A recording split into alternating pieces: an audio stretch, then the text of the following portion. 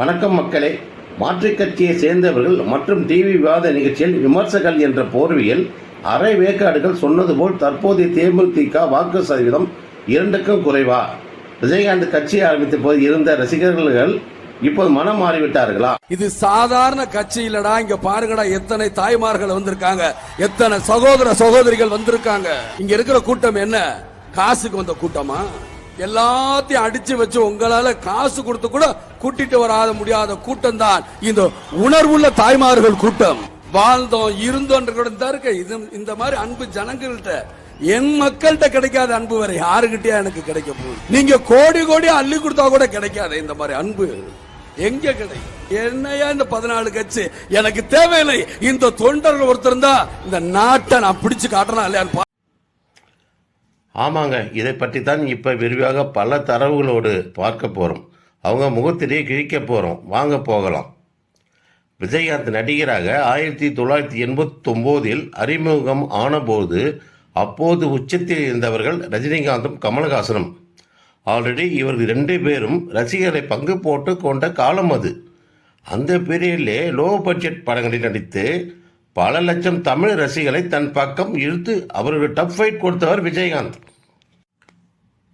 காரணம், ரஜினிகாந்தும் கமல்ஹாசனும் சொல்லாத காட்டாத தமிழ் பற்று, மனித நேயம் வசனங்கள், புருஸ்லிக்கு இணையான சண்டை காட்சிகள் விஜயகாந்த் படங்களில் காட்டப்பட்டது.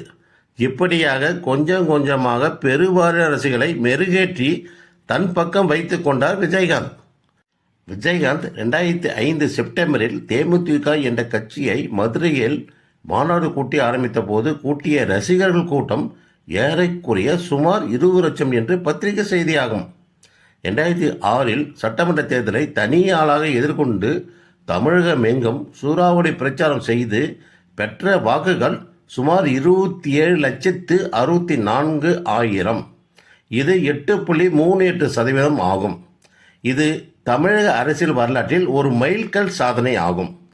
2009 பார்லிமெண்ட் தேர்தலிலும் தனித்தே நின்று பிரதமர் யார் என்றே அறிவிக்காமல் பெற்ற வாக்குகள் சுமார் 30,73,000. வாக்கு சதவீதம் 10.11 ஆகும். 2011 சட்டமன்ற தேர்தலில் அதிமுகவோடு கூட்டணி வைத்து 41 தொகுதியில் பெற்ற வாக்குகள் சுமார் 29,02,000. சதவீதத்தில் 7.87 ஆகும். 2014 பார்லிமெண்ட் தேர்தலில் பிஜேபியுடன் கூட்டணி வைத்து 3வது அணியாக பெற்ற வாக்கு சதவீதம் சுமார் 19.50. இது திமுக கூட்டணியோடு கம்பேர் பண்ணினால் வெறும் 5% தான் குறைவு. ஆக மொத்தம் விஜயகாந்த் அவர்கள் திமுக அதிமுக கட்சிகளுக்கு மாற்று சக்தியாக, 3வது சக்தியாக விசுரூபம் எடுக்க ஆரம்பித்தார். தேர்தலில் தவிர்க்க முடியாத சக்தியாக தேமுதிகவை நிலைநிறுத்தினார்.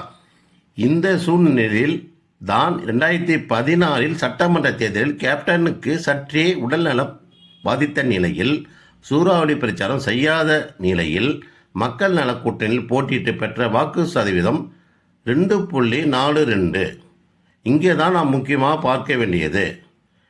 விஜயகாந்துக்காக விழுந்த அந்த 8% வாக்கு எங்கே போச்சு? கேப்டன் அவர்கள் சரியாக பிரச்சாரம் செய்ய முடியாத காரணத்தால் அந்த வாக்குகள் பழையபடி யாருக்கு வாக்கு அளித்தார்களோ அந்த இடத்துக்கே மீண்டும் சென்று விட்டன.